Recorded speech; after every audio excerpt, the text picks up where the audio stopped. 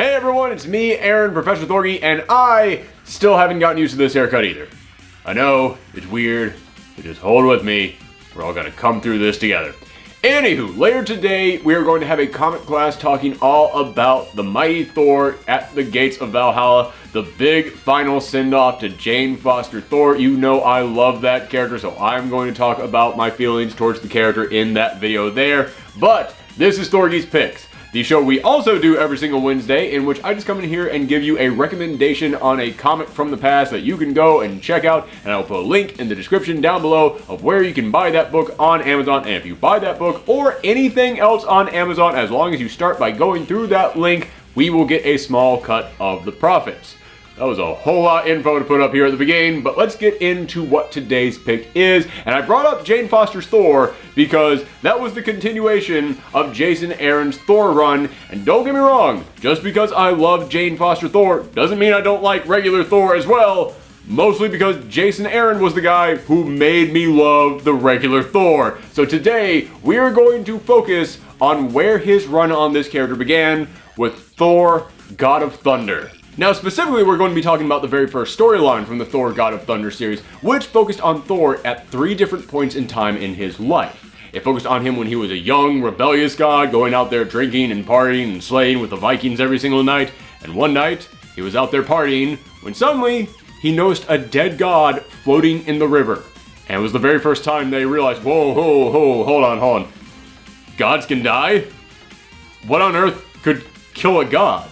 Then, in the present, it focuses on Thor the hero, Thor the Avenger, and he is answering the prayers of a foreign planet who has been suffering a drought. They have not had rain in forever, so he hears their prayers, he goes and answers them, he makes it start raining, and he says, hey, so why did you ask me? I'm not from your planet. Why didn't you ask the gods of your own planet? And they go, yeah, we don't actually have gods on our planet. And he said, yeah, everyone has gods. That's not right. They've been ignoring you. I gotta go find them. I'm gonna have some questions for them. So he goes on search of the gods for this foreign alien planet, and he finds them, and they've all been wiped out. He just walks onto a crime scene. He walks in there, and it is just nothing but murdered giants and gods everywhere. It's one of the most disturbing images I've ever seen in a Marvel comic. It was captured beautifully by Asad Ribic. So then it goes into the third storyline, which is Thor as an old man when he is the last god left in the universe. He is the only one left alive, and he is just sitting on the empty throne of Asgard. One eye, a metallic arm, and then all the things that have been killing the other gods finally start coming for him. I freaking love the pitch of this book. Back when I worked in the comic book store, it was one of my favorite books to recommend to people, because it's the kind of pitch that when you tell it to people, you can tell them going, okay, alright, I'm with you. What? Like, when you get to that in there, and it's like, and what's been killing the other gods comes for them, I could always see their eyes kind of go, oh, damn. Oh, okay, I'm interested now. Yeah, listen, I know that I named my channel Professor Thorgi, but I did that just because, hey, you just need a name for your channel, and I like comics and I like dogs, so I merged them together. Wham, bam, you're done. I bring that up because before the Jason Aaron run on Thor, I was never the biggest Thor fan. I mean, I found him interesting, fine, it's cool, he's on the Avengers, yay, but I never really read any of his books. And whenever I did read any of his books, I was like, okay, this is, it's not my thing. It's not the stuff that I'm really into. Oh my god, Jason Aaron, like, instantly, with one issue of this thing, turned me into a Thor fan. Now, the entire point of Thorgi Picks is for me to come in here and just give you a pitch for a book. It's just for me to recommend a book. It's not for me to come in here and just give you plot point by plot point by plot point, because then I would kind of just ruin the entire book. There'd be no reason for you to go out there and read it. But with this book, I would love to be able to do that, because there are so many moments in these 9 issues that just had my jaw drop. Sometimes it was at huge things. There are some moments in this storyline where it will have a cliffhanger that will make me go, that is one of the best cliffhangers I've read in years. I have to come back for the next issue. There are moments of just Thor being a badass that makes me go, how did no one ever think to have Thor do this? It's the coolest damn thing. And there will be other moments where it's just a tiny small thing, where you'll have, like, I don't know, Thor riding a space shark into battle, and it's like, that's not like a big, huge moment. That's not something that you need to stop and focus on. It's just something that comes in here real quickly but it's still just so cool in that tiny little itsy bitsy moment. That's one of the things that impresses me so much about Jason Aaron's entire run on Thor, whether it be the God of Thunder, whether it be the Mighty Thor, no matter what Thor he's writing, he is able to just cram in there really insanely clever, cool stuff, just like that. Just as if he was just walking past that and went, just put something cool in there. Bam! One tiny little panel, and it's just amazing. Thor riding a space shark is one of the best examples of that. There's stuff like that all throughout this. But also, this was one of the first times in which I ever read Thor and went, oh, Thor can also kind of have a sense of humor to him. Don't get me wrong, this is a dark storyline. It's about gods just being butchered.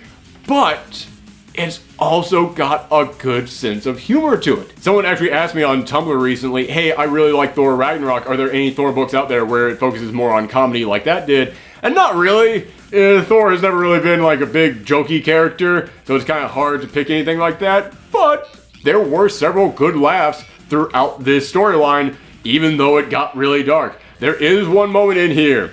Okay, like I said, I'm not going to come in here and give you massive, huge plot points in here, but I will just reveal one of my favorite moments in here because it's not like a big spoiler or anything.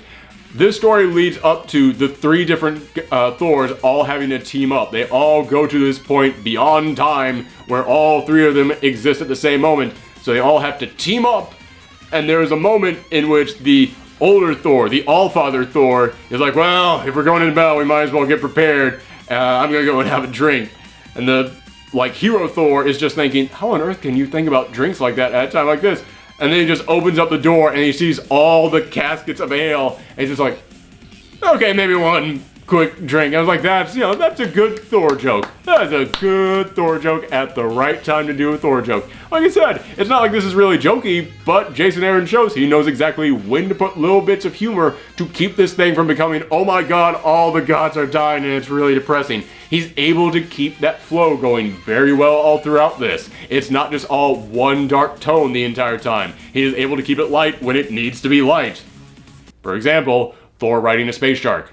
I will never not stop coming back to that. And speaking of the three different Thors all having to team up, that's one of the best things about this. Don't get me wrong, the villain is fantastic in this. You really get to see where he's coming from, why he is so evil. It makes you actually understand what a threat he is and what his motivation is that is driving him to be this malicious and this much of a monster. It actually does a great job building him up. He's actually one of my favorite Thor villains, and he hasn't returned since this, but I know it's only a matter of time. Eventually he is going to come back, and I'm kind of waiting for that day.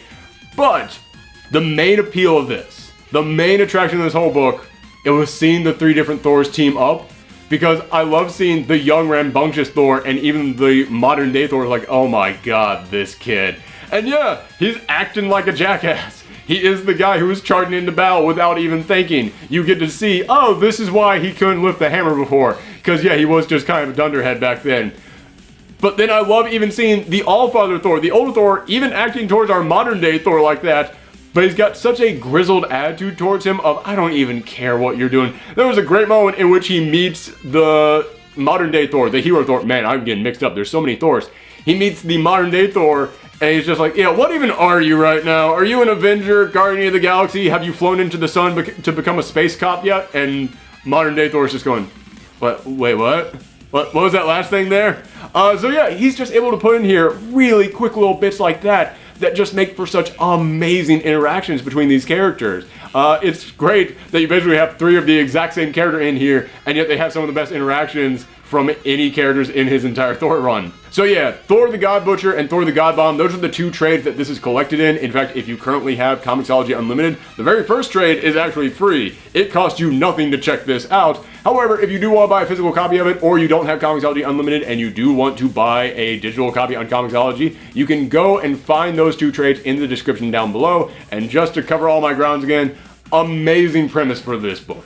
Beautiful artwork. This is where I learned about Isad Ribic, and holy cow, he is one of the best in the business. But also amazing villain, and also you've got three different Thors in there who are each distinct, unique versions of themselves with great interactions.